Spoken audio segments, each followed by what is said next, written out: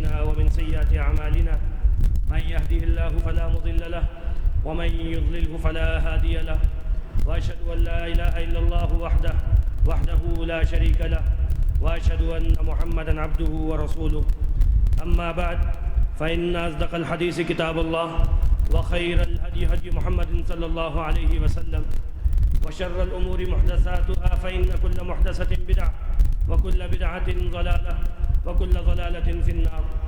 فأعوذ بالله السميع العليم من الشيطان الرجيم. بسم الله الرحمن الرحيم. يا أيها الذين آمنوا اتقوا الله حق تقاته ولا تموتن إلا وأنتم مسلمون.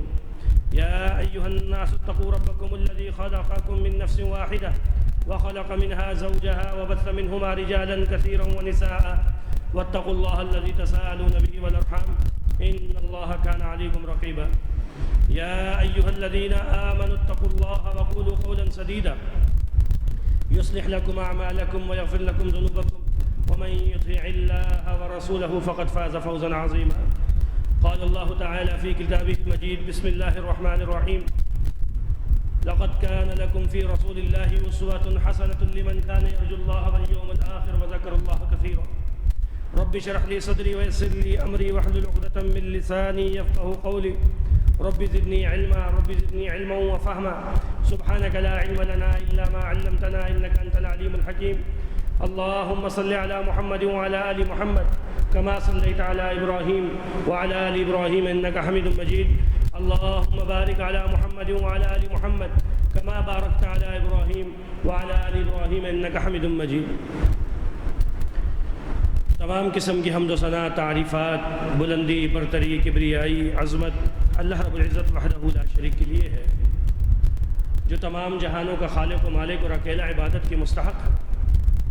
اس کے بعد ہزاروں، لاکھوں، کروڑوں، ان گنت بے شمار درود و سلام محمد رسول اللہ صلی اللہ علیہ وآلہ وسلم کی ذات اقدس پر، کہ جنہیں اللہ رب العزت نے ہادی و رہبر اور رحمت بنا کر مبعوث فرمایا۔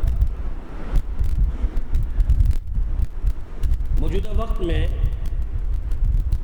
جہاں بہت سے روحانی فتنے، دینی معاملات کے فتنے، دنیاوی فتنے، بہت سی پریشانیاں انسان کو لاگو ہیں، وہاں مسلم معاشرے میں ڈپریشن، انزائٹی، مایوسی اور زندگی سے ایک نا امیدی، یہ بیماری بھی بڑی عام ہے۔ اور اس کی مثال ہم آئے دن اخبارات میں، جرائد میں، خبروں میں خودکشی کے بڑھتے ہوئے واقعات اور اس طرح کے معاملات نظر آتے ہیں، جو پہلے مسلم معاشرے میں اتنے نہیں ہوتے تھے۔ خاص طور پہ اگر اپنے اس وطن کی بات کی جائے، اس ملک کی بات کی جائے، خودکشی ایک ایسا آخری معاملہ ہوتا تھا جس میں انسان اللہ کے خوف سے اور آخرت کی جواب دہی کے ڈر سے رک جایا کرتا تھا۔ لیکن پے در پہ جو اس ملک کے اندر معاملات ہیں، پریشانیاں ہیں، رزق میں تنگی کے معاملات ہیں، کاروبار کے معاملات ہیں، اسی طریقے سے بے امنی، سیاسی طور پر افراتفری، بے سکونی، افراط زر کا کبھی بڑھنا کبھی کم ہونا، ہماری کرنسی کا کاروباری لوگوں کے لیے یہ مسئلہ ہونا کہ دن بدن اس کی ویلیو، اس کی قدر کا گرتے جانا، ایسی بے شمار چیزیں جب جمع ہو جاتی ہیں تو انسان کچھ مایوس، کچھ نا امید اور کچھ بیزار سا نظر آتا ہے۔ اور پھر صرف اس وجہ سے کہ اللہ کے احکامات اور شریعت مطہرہ کو پوری طرح نہیں جانتا، اللہ کی رحمت سے پوری امید ہوتی نہیں ہے، یا کم علمی کی وجہ سے وہ آخری اس حد تک پہنچتا ہے کہ دنیا کے جمیلوں سے تنگ آ کر اپنی جان کو ختم کرنے کی کوشش کرتا ہے۔ اور ایسے بے شمار مسائل ہمیں نظر آتے ہیں، کئی جرائم جو اس معاشرے میں بڑھ رہے ہیں، یہ اسٹریٹ کرائم ہو، ڈکیٹی ہو، چوری ہو، یہ بھی اسی نا امیدی اور مایوسی کی وجہ سے نوجوانوں میں زیادہ جنم لیتے ہیں۔ شارٹ کٹ ہیں پیسہ کمانے کے، مشکلات نظر آتی ہیں، کسی دوسرے کی محنت پہ ڈاکہ ڈال کر، کسی دوسرے کے مال کو چھین کر، یہ سب سے آسان راستہ نظر آتا ہے کہ انسان اپنی دنیا کے معاملات کو چلا سکے۔ اور یہ ساری وجوہات ہیں، ان کے پیچھے شریعت پر انسان کی نظر کا نہ ہونا، رسول اللہ صلی اللہ علیہ وسلم کی سیرت کا صحیح معنی میں مطالعہ نہ ہونا۔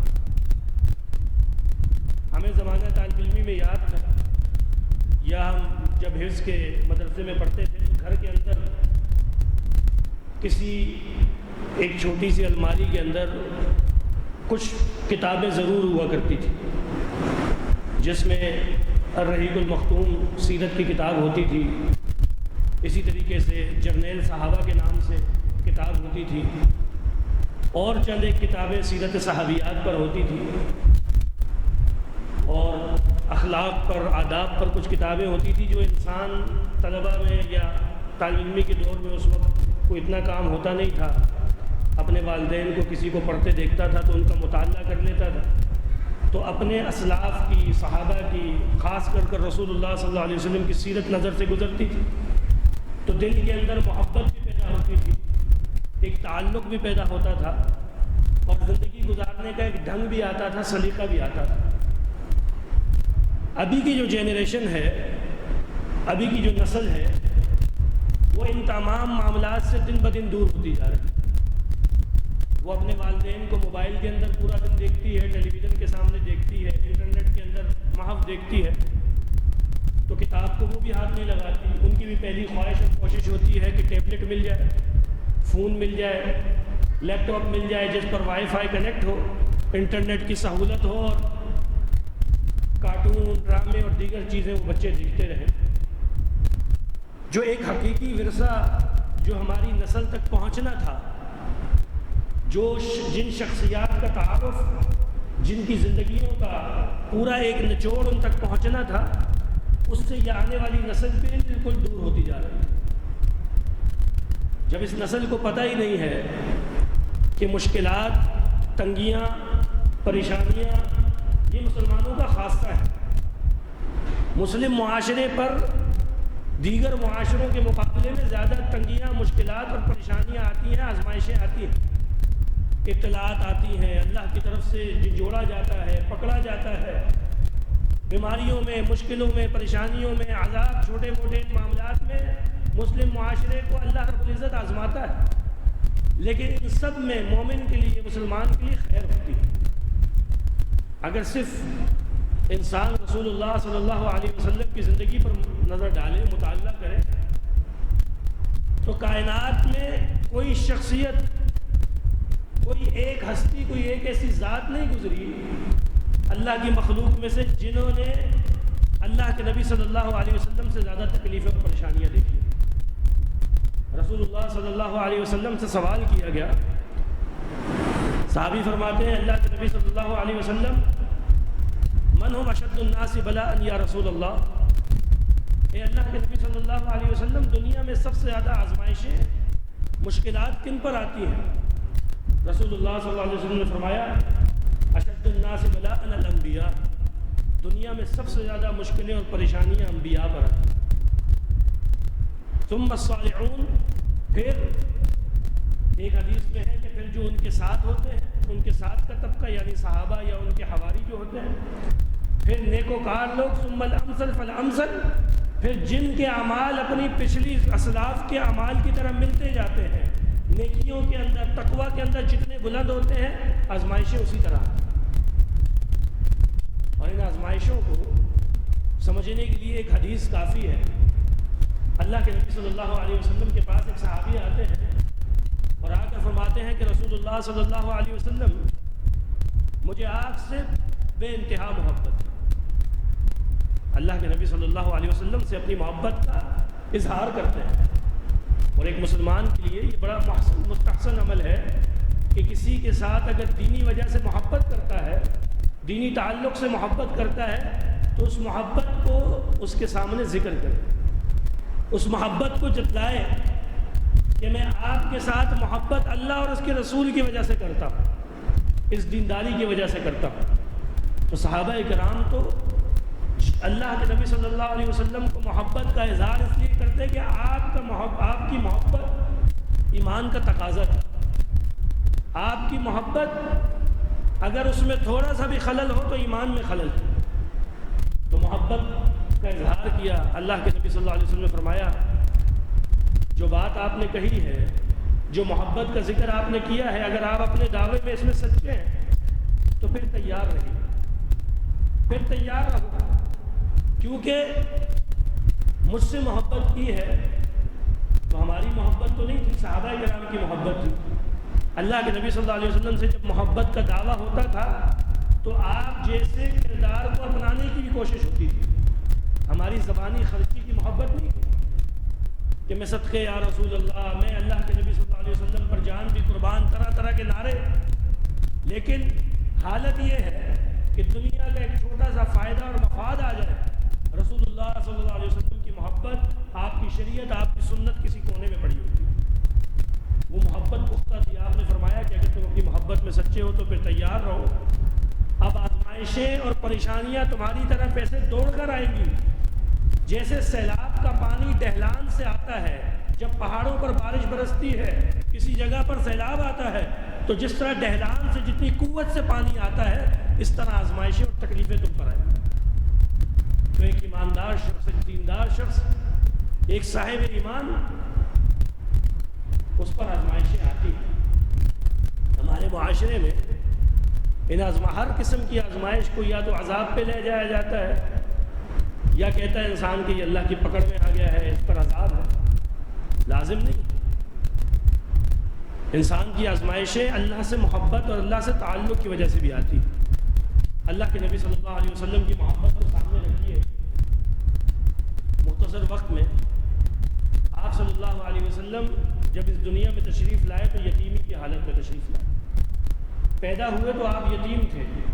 عرب معاشرے کے اندر یتیم کی کوئی حیثیت نہیں تھی، چاہے آپ مکہ کے ایک ایسے خاندان اور ایسے گھرانے میں پیدا ہوئے جس کو شرف حاصل تھا، سرداری تھی، خانہ کعبہ کی انتظامات اور خانہ کعبہ کی خدمت کا شرف حاصل تھا، لیکن یتیم پیدا ہوئے۔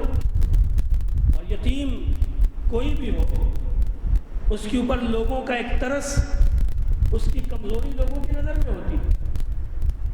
اسی لیے جب دائیاں بچوں کو لینے کے لیے آتی تو یہ ساری کی ساری دائیاں جو آئی اللہ کے نبی صلی اللہ علیہ وسلم کی پیدائش کے بعد آپ کے دروازے پر رک، ان کو معلوم تھا کہ یہاں اچھے گھرانے کا، اونچے گھرانے کا ایک بچہ ضرور ہے، لیکن کوئی بھی آپ کے دروازے پر نہیں ہے۔ کیوں؟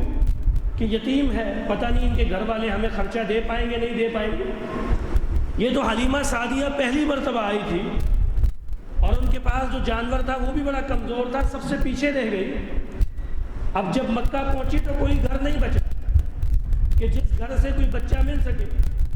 اب ان کے پاس آپشن نہیں تھا کہ اتنا لمبا سفر کر کے آئی ہوں، اب آئی ہوں تو بھلے یتیم بچہ ملے، میرے آنے جانے کا خرچہ تو پورا ہو جائے، کچھ نہ کچھ تو ملے گا۔ یہ اللہ کے نبی صلی اللہ علیہ وسلم کی والدہ کے پاس آتی ہیں اور آ کر اللہ کے نبی صلی اللہ علیہ وسلم کو گود لینے کا ذکر کرتی ہیں، اور جب آپ کے چہرے مبارک پر نظر پڑتی ہے تو محبت سینے کے اندر گھر کر لیتی ہے۔ اور دوسرا فائدہ ان کو یہ ہوا کہ چاہے وہ اللہ کے نبی صلی اللہ علیہ وسلم یتیمی کی حالت میں تھے، لیکن آپ صلی اللہ علیہ وسلم کی والدہ نے ان کو اجرت، ان کا معاوضہ وہی رکھا جو اچھے گھرانے کے لوگ جن کے والدین موجود تھے وہ رکھتے تھے۔ اللہ کے نبی صلی اللہ علیہ وسلم یتیمی کی حالت میں حلیمہ سعدیہ کے ساتھ چلے جاتے ہیں۔ ابھی آپ 4 سال کی عمر کے یا 6 سال کی عمر کے، 6 سال کی عمر تک پہنچتے ہیں، 4 سال کی عمر کے اندر آپ کے ساتھ شق صدر کا واقعہ ہوتا ہے، سینہ چاک کیا جاتا ہے۔ حلیمہ سعدیہ گھبرا کر پھر آپ کو آپ کی والدہ کے پاس چھوڑ دیتی ہے۔ 6 سال کا بچہ اپنی والدہ کے ساتھ اپنے ننیال کی طرف، اپنی والدہ کے خاندان کی طرف، مدینہ کی طرف آتا ہے، اور وہ والدہ اس وقت کل کائنات ہے، والد بھی وہی ہے، والدہ بھی وہی ہے، اللہ کے نبی صلی اللہ علیہ وسلم کا اس وقت کا سہارا بھی وہی ہے۔ اب آپ تصور کریں کہ یہ 6 سال کا بچہ رستے میں واپسی پر ہے اور اپنی نظروں کے سامنے اپنا اکلوتا سہارا ان کی آنکھوں کے سامنے رخصت ہو جاتا ہے۔ آپ کی والدہ بیمار ہوتی ہیں رستے میں اور انتقال کر جاتی ہیں۔ اللہ کے نبی صلی اللہ علیہ وسلم کے لیے دوسری بڑی تکلیف، پہلے یتیمی میں پیدا ہوئے، پھر 6 سال کی عمر کے اندر آپ کا سب سے محبوب رشتہ آپ کی والدہ وہ انتقال کر جاتی ہے، پھر آپ کے دادا عبد المطلب آپ کی کفالت اپنے ذمہ لیتے ہیں۔ 2 سال تک عبد المطلب آپ کو وہ محبت وہ پیار دیتے ہیں جو اپنی اولاد میں سے کسی کو نہیں دیے۔ اپنی مسند میں اس خانہ کعبہ کی گدی پر اپنے ساتھ بٹھاتے جہاں اپنی اولاد میں سے کبھی کسی کو نہیں بٹھایا، اتنی محبت کرتے۔ لیکن 2 سال کے عرصے بعد یہ کفالت کرنے والے محبوب دادا یہ بھی انتقال فرما جاتے ہیں۔ اللہ کے نبی صلی اللہ علیہ وسلم کی کفالت آپ کے چچا ابو طالب کے پاس آ جاتی ہے۔ ابو طالب خود کثیر العیال تھے، اولاد زیادہ تھی۔ اللہ کے نبی صلی اللہ علیہ وسلم خوددار تھے، بچپن سے ہی انتہائی خوددار تھے۔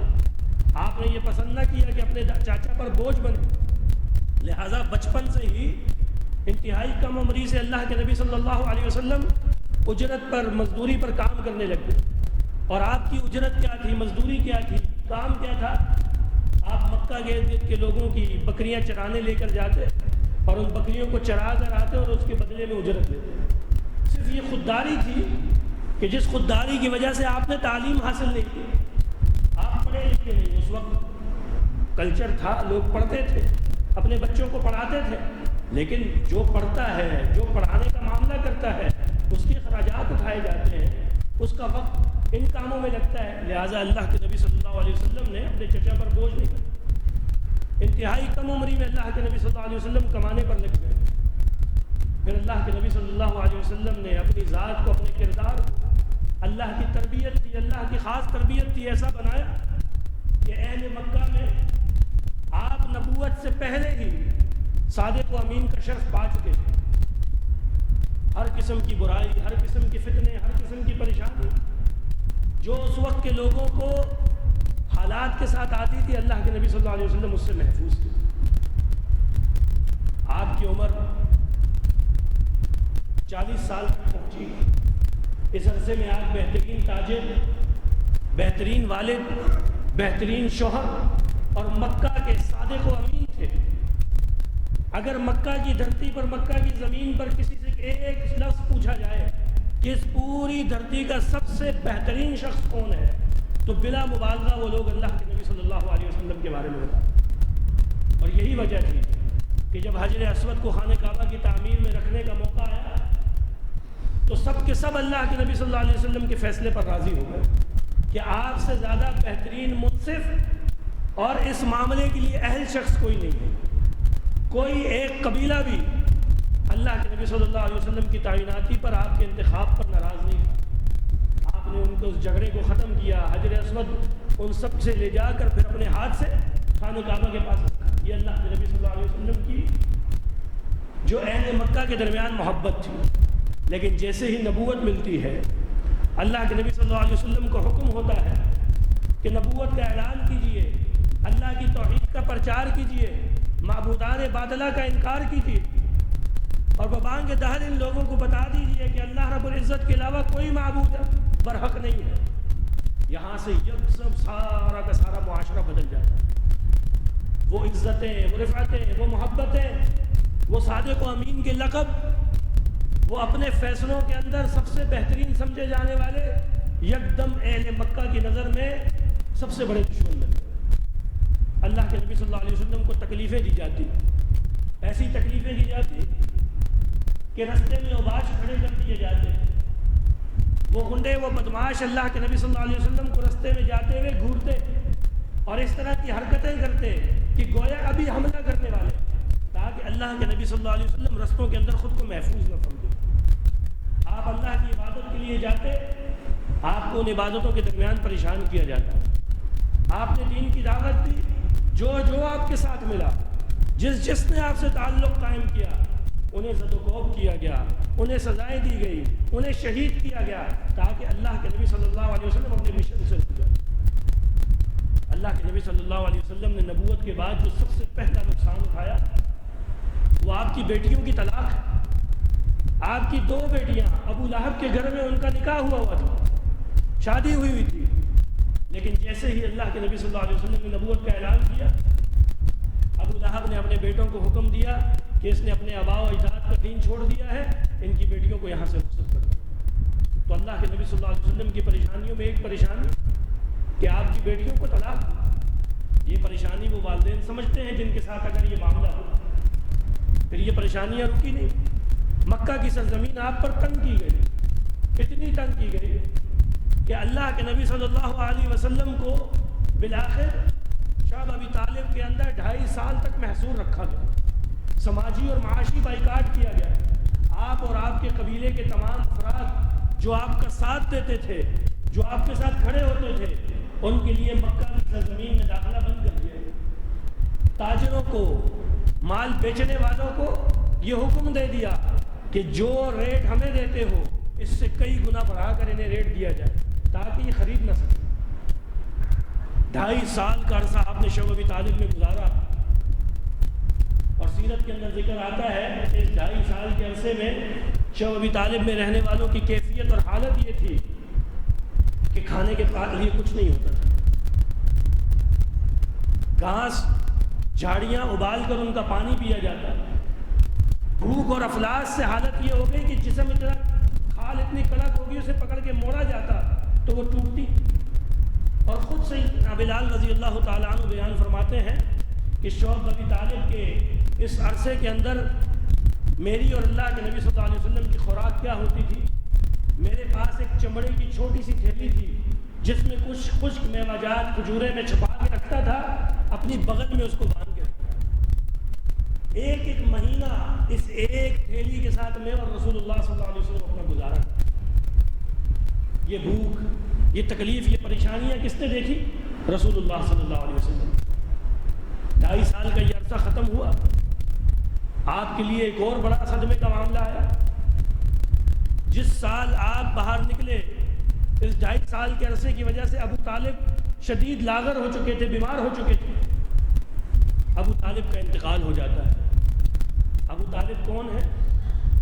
جو اللہ کے نبی صلی اللہ علیہ وسلم کا ان ظالموں کے درمیان سب سے مضبوط سہارا تھا۔ وہ دیوار تھے کہ ان کی موجودگی میں کفار براہ راست اللہ کے نبی صلی اللہ علیہ وسلم کو للکار نہیں سکتے، اللہ کے نبی صلی اللہ علیہ وسلم کو تکلیف نہیں دے سکتے تھے۔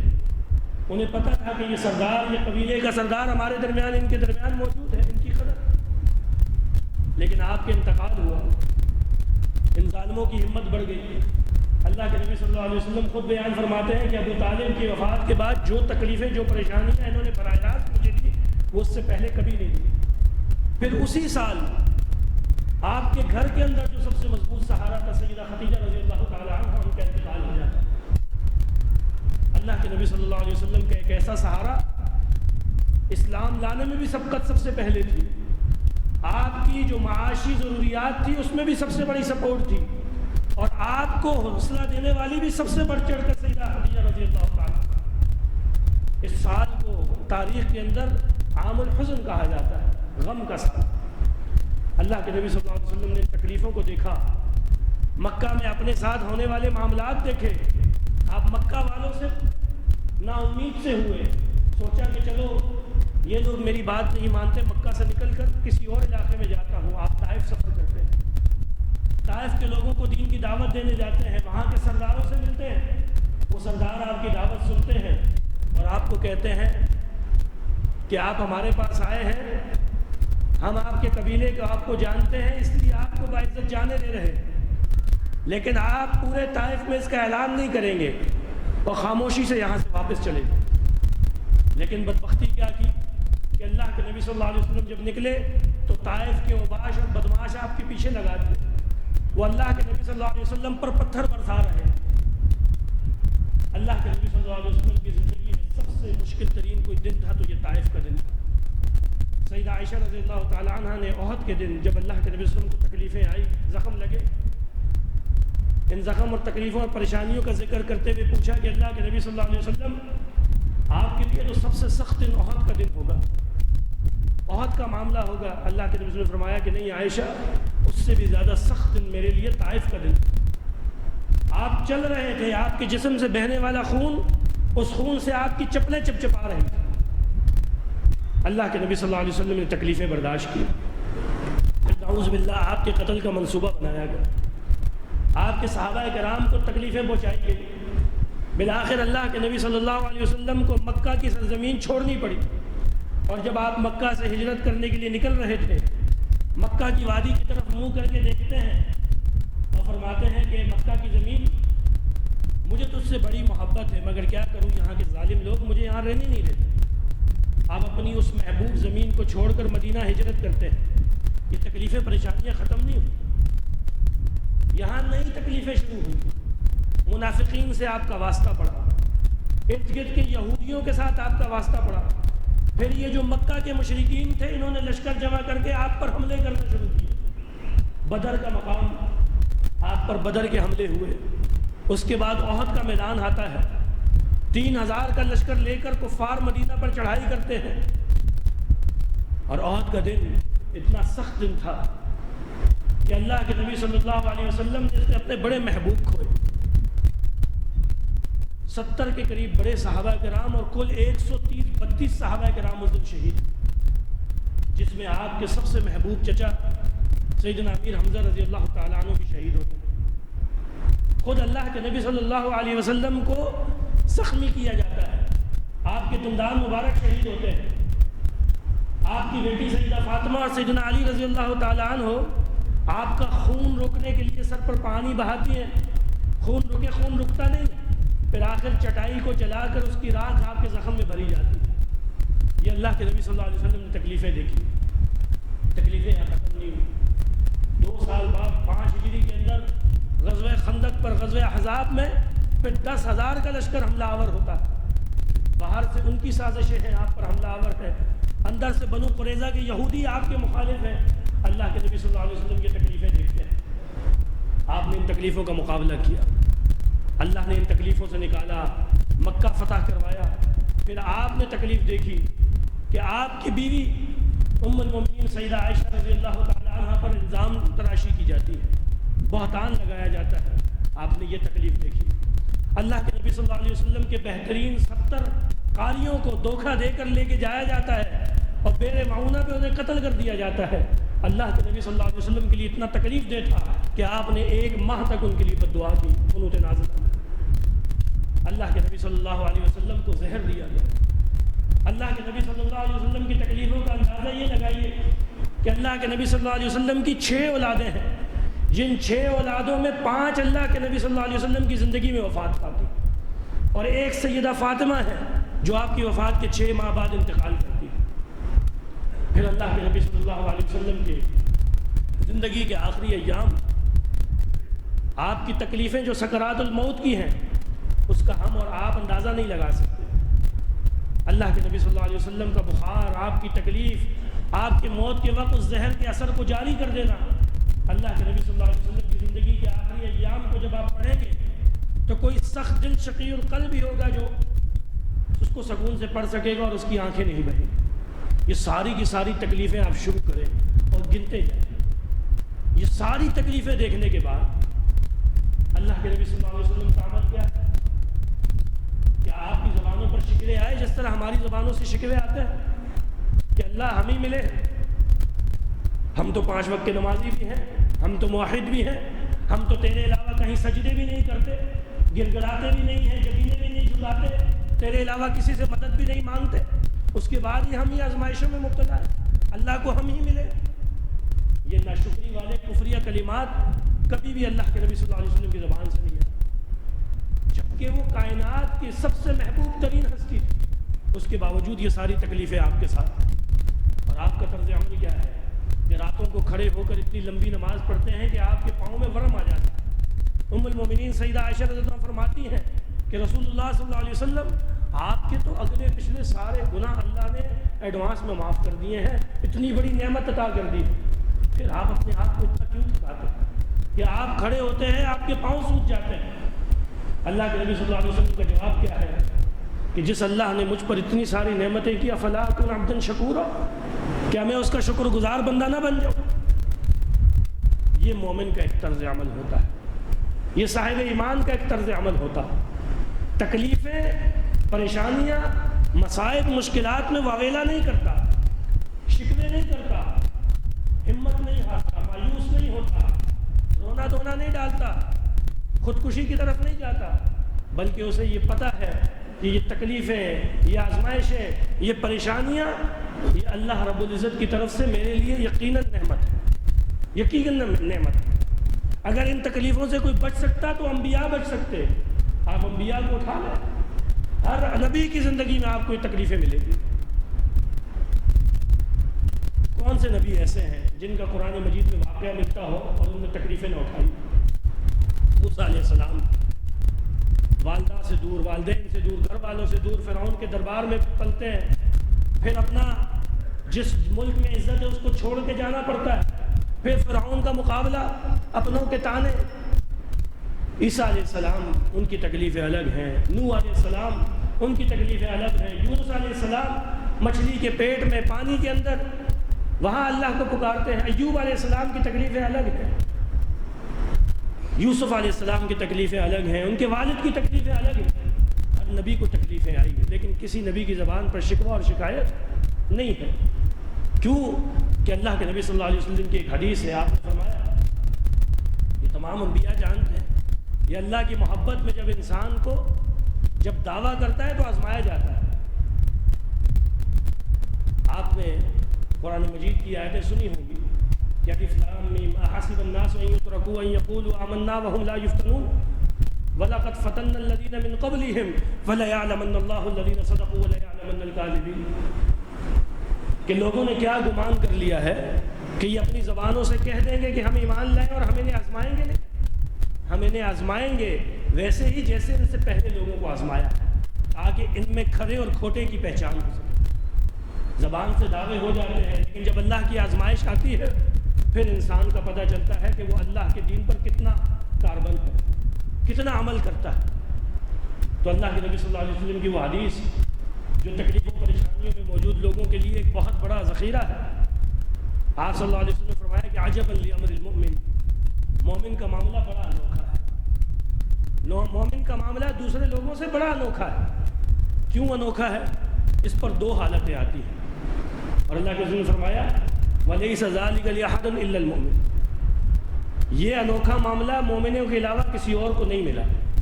دو حالتیں ہیں، یا اچھائی اور خیر والے معاملات ہوتے ہیں تو اس میں کیا کرتا ہے؟ شکر ادا کرتا ہے، یا اس پر تنگی اور مشکلات والے معاملات آتے ہیں تو اس پر صبر کرتا ہے۔ جب شکر کرتا ہے اس پر بھی اجر ہے، اور جب صبر کرتا ہے اس پر بھی اجر ہے۔ یعنی مومن کی زندگی کا ہر لمحہ اجر سے بھرپور ہے۔ جب کسی پریشانی میں، مشکلات میں آپ نہیں ہیں، اللہ کا شکر ادا کرتے ہیں، کھانے کو لقمہ ملتا ہے اللہ کا شکر ادا کرتے ہیں، اولاد کی ٹھنڈک ملتی ہے اللہ کا شکر ادا کرتے ہیں، دنیا کسی نعمت پر شکر ادا کرتے ہیں، پھر بھی اللہ کے ہاں اجر ہے۔ جب کسی تکلیف پریشانی پہ صبر کرتے ہیں پھر بھی اللہ کے ہاں اجر ہے۔ اور یہ اجر، یہ مشکلات، یہ پریشانیاں، ایون کہ ایک کانٹا جو مومن کو لگتا ہے اس کا بھی اللہ رب العزت نے یہ اجر دیا ہے کہ اس کی گناہ کم ہو۔ اور جنت کے اندر اعلیٰ مقام پانے کے لیے صرف نیک زندگی ضروری نہیں کہ ساری زندگی عبادت کی ہے، نہیں، جنت کے ان اعلیٰ مقامات کو پانے کے لیے تکلیفوں اور پریشانیوں پر صبر کرنا ضروری ہے۔ اسی لیے تمام انبیاء پر تکلیفیں اور پریشانیاں ہیں۔ جب تکلیفیں اور پریشانیاں آئیں تو اللہ کے نبی صلی اللہ علیہ وسلم کی سیرت کا مطالعہ کیجیے، آپ کو اپنی تکلیفیں اور پریشانیاں انتہائی چھوٹی لگیں گی، انتہائی چھوٹی ہیچ لگیں گی کہ مجھ پر تو کوئی پریشانیاں نہیں ہیں۔ جب کائنات کی سب سے عظیم ترین ہستی پر یہ پریشانیاں آ سکتی ہیں تو پھر میں کس کھیت کی مولی ہوں۔ اللہ رب العزت انشاءاللہ صبر کی بھی توفیق دے گا اور اپنی نعمتوں کی قدر کرنے اور شکر کی بھی توفیق عطا فرمائے۔